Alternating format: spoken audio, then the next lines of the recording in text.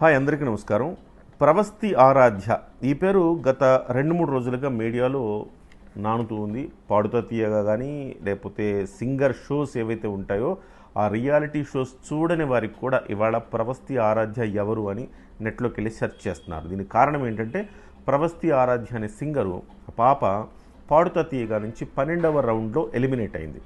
Eliminate అవ్వంగానే media ముందుకు వచ్చి కూర్చొని ఆస్కార్ విజేతలైన కీరవాణి గారు, చంద్రబోస్ గారు, అలాగే ప్రముఖ సింగర్ సునీత గారు, వీళ్ళ ముగ్గురు మీద తీవ్రమైన ఆరోపణలు చేసింది. అలాగే ప్రొడక్షన్ టీం మీద కూడా ఆరోపణలు చేసింది, రకరకాల ఆరోపణలు చేసింది.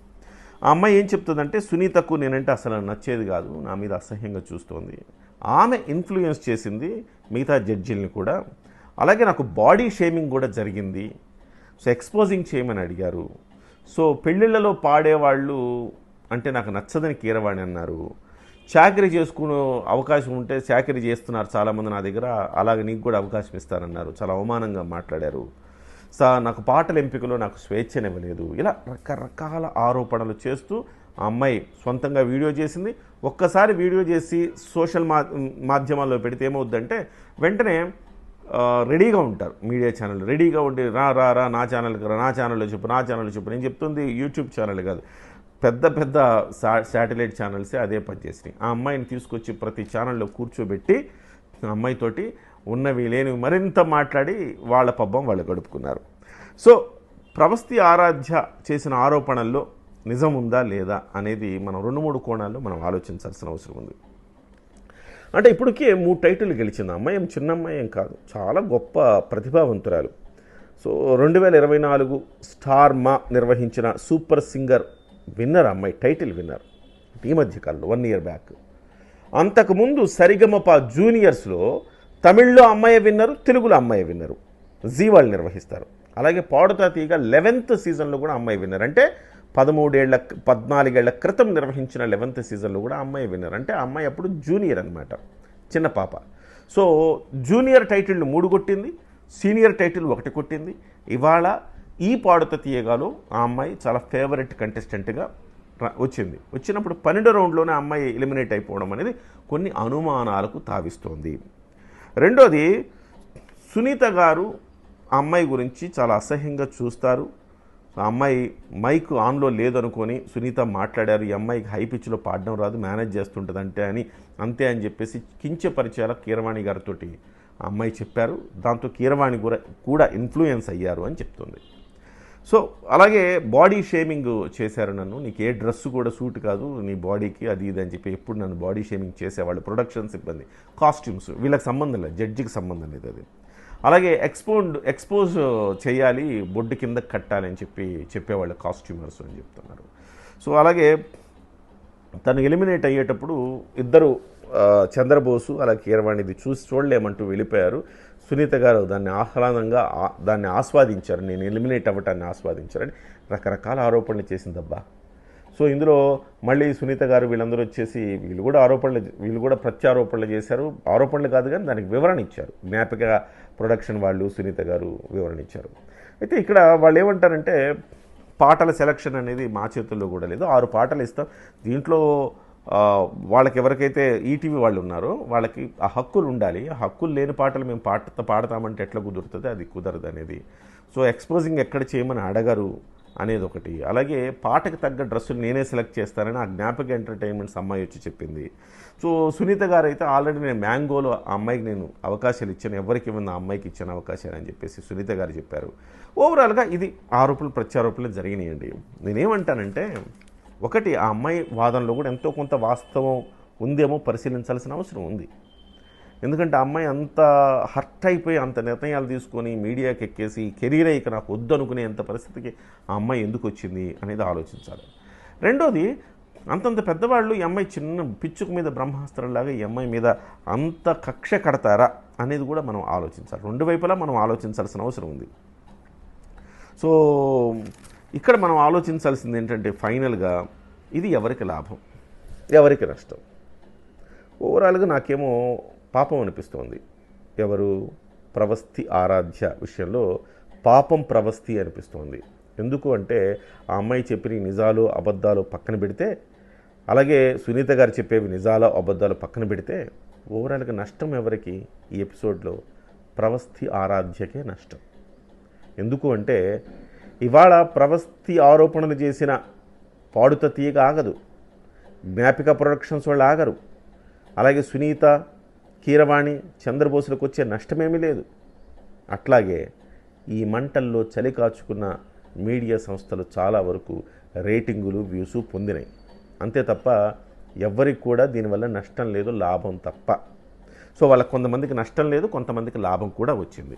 కానీ పూర్తిగా నష్టం ఎవరికంటే ప్రవస్థి ఆరాధ్యకే నష్టం. ఎందుకంటే ఇంకొకళ్ళు పిలుస్తారా అమ్మాయిని? నేను కెరీర్ వదులుకోవాలనుకుంటున్నాను. అంత గొప్ప సింగర్ ఆ అమ్మాయి, 3-4 టైటిళ్ళు కొట్టింది చిన్నప్పటి నుంచి.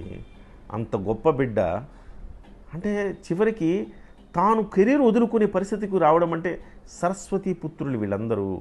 అంత ఈజీగా సరస్వతి కటాక్షం రాదు. డబ్బు లక్ష్మీ కటాక్షమైన వస్తుందేమో కానీ సరస్వతి కటాక్షం రావాలంటే చాలా కష్టం. సరస్వతి పుత్రులు వీళ్ళు. అలాంటిది ఎవరికో చాలా తక్కువ మందికి ఉండే ఆ అద్భుతమైన గాత్రము, ఆ టాలెంటు ఈ అమ్మాయికి భగవంతుడు ఇచ్చినప్పుడు దాన్ని చేజేతులా వదులుకోవటం అనేది ఆ అమ్మాయి జీవితంలో ఆ అమ్మాయి చేస్తున్న అతిపెద్ద పొరపాటు కాదా? ఆ అమ్మాయి వదులుకోవటం లేదు నేను వదులుకోను అని చెప్పి మళ్ళీ వచ్చింది. అవకాశాలు ఇస్తారా అమ్మాయికి? మామూలుగా ఉంటేనే ఎన్నో వ్యయ ప్రయాసాలకు ఓర్చాలి. అలాంటిది ఇవాళ ఈ అమ్మాయి మీడియాకి ఎక్కి మన మీద ఆరోపణలు చేస్తుంది అనుకున్నప్పుడు ఎవరైనా ఆ అమ్మాయికి మళ్ళీ అవకాశాలు ఇస్తారా? డెఫినెట్గా అది కూడా క్వశ్చన్ మార్కే. అయితే ప్రవస్థి కానీ వాళ్ళ మదర్ కానీ ఎందుకు ఇలా అనాలోచితంగా మీడియాకి ఎక్కారు? చలిగాచుకునేది కదా మీడియా. అలాంటి అనాలోచితంగా ఎందుకు మీడియాకి ఎక్కారు? ఒక వీడియో పెట్టిన తర్వాత ప్రతివాడు ఆ అమ్మాయిని పిలిచి మళ్ళీ మా ఛానల్కి ఎవరు మా ఛానల్, ఆ అమ్మాయి వీడియో పెట్టిందా తర్వాత డిలీట్ చేసిందా అయిపోయి ఉంటుంది అక్కడితోటి. కానీ ఆ అమ్మాయి అన్ని మీడియా సంస్థలకు తిరగటంతో తీరని నష్టం ఆ అమ్మాయికి జరిగింది అనిపిస్తుంది నాకు. పాపం ప్రవస్థి అనిపిస్తుంది నాకు. ఎందుకంటే ఈ ఈ ఒక్క సింగింగే కాదండి, ప్రతి రంగంలో కూడా పోటాపోటీ ఉంటుంది. టాలెంట్ ఉంది కాస్త అంటే తొక్కేయడానికి ట్రై చేస్తూ ఉంటారు. అది అన్నింటిలో ఉంటుంది. కులాల వ్యవహారాలు కావచ్చు, ప్రాంతాల వ్యవహారాలు కావచ్చు, రకరకాలు ఉంటాయి. చివరికి మీడియాలో నేను ఎదుర్కోలేదా? నాలాంటి వాళ్ళు కూడా ఎదుర్కొన్నారు. కులం మీద, కులం పేరుతోటి అణిచివేత, ప్రాంతం పేరుతోటి అణిచివేత, ఇలాంటివన్నీ కూడా ఎదుర్కొన్న వాళ్ళమే. అది అన్ని రంగాల్లో, కొన్ని రంగాల్లో కొంచెం పెచ్చు ఉంటుంది, కొన్ని రంగాల్లో కొంచెం తక్కువ ఉంటుంది. ఎక్కడ పెచ్చు ఉంటుందంటే వ్యక్తిగతంగా పేరు ప్రతిష్టలు వచ్చే రంగాల్లో ఎక్కువ ఉంటుంది. అది ఒక సాఫ్ట్వేర్ రంగంకి వెళ్ళాము, ఏదో కొన్ని వేల మంది ఉద్యోగాల మధ్య మనకు ఒక ఉద్యోగం అనుకోండి, పెద్దగా ఫోకస్ ఉండదు. అక్కడ కూడా ఉంటాయి, బాస్కి తగినట్టు ఉండాలా, ఆయన్ని పొగుడుతూ ఉండాలా, లేకపోతే ఆయన చెప్పినట్టు పని చేస్తూ ఉండాలా, ఆయనకి కాస్త క్లోజ్గా ఉండాలా, ఇలాంటివన్నీ ఉంటే ప్రమోషన్లు వస్తాయి, రేటింగులు వస్తాయి, జీతాలు పెరుగుతాయి, ఉద్యోగం బాగుంటుంది. లేకపోతే ఉండదు. అట్లానే అలాంటిది మామూలు ఉద్యోగాలు అలాంటి వాటిలోనే ఉంటే పేరు ప్రతిష్టలు వస్తాయి. ఇప్పుడు మీడియా రంగంలో పేరు ప్రతిష్టలు వస్తాయి, అలాగే ఆ సింగింగ్ వరల్డ్లో కూడా గొప్ప పేరు ప్రతిష్టలు వస్తాయి. సో అలాంటి వాటిల్లో మరింత ఎక్కువగా ఉంటుంది తొక్కేయటము. అది ఏ పేరు చెప్పండి, బాడీ షేమింగ్ అనండి, ఇంకోటనండి ఉంటాయి. వాటన్నింటికి నిలబడి కలబడితే కదా గెలుపు వస్తుంది. అలా కాకుండా మధ్యలో పలాయనం చిత్తగిస్తే ఏ రకంగా వాళ్ళు అనుకున్నదే మీరు చేస్తున్నారు.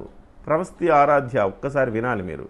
వాళ్ళు ఎవరైతే మీరు గిట్టని వాళ్ళు ఉన్నారో, మీరు ఎవరి గురించి అయితే చెప్తున్నారో, నిజంగా సునీత గారికి మీరంటే ఇష్టమో లేదో నాకు తెలియదు, నేను ఆ వ్యవహారాల్లోకి వెళ్ళదలుచుకోలేదు. మీరు అంటున్నారు కదా, మీ ఆరోపణల గురించి నేను మాట్లాడుతున్నా.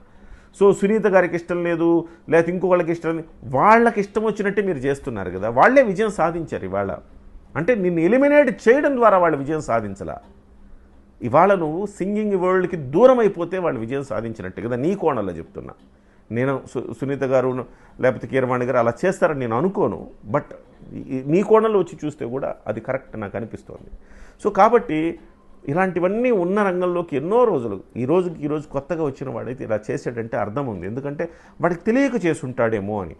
కానీ ఇప్పటి నుంచి ఉన్నారు, చిన్నప్పటి నుంచి ప్రవస్థి ఆరాధ్య అనే పాప చిన్నప్పటి నుంచి మన కళ్ళతో మనం చూస్తూ ఉన్నాం.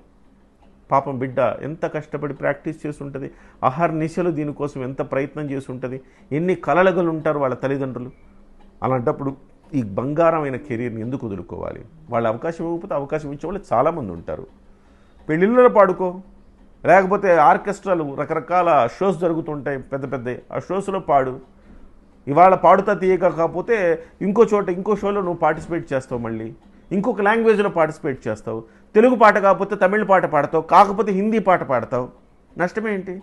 నిలబడాలి, కలబడాలి, గెలవాలి. ఇది నేర్చుకోవాలి. ఇప్పటికైనా మించిపోయింది లేదు.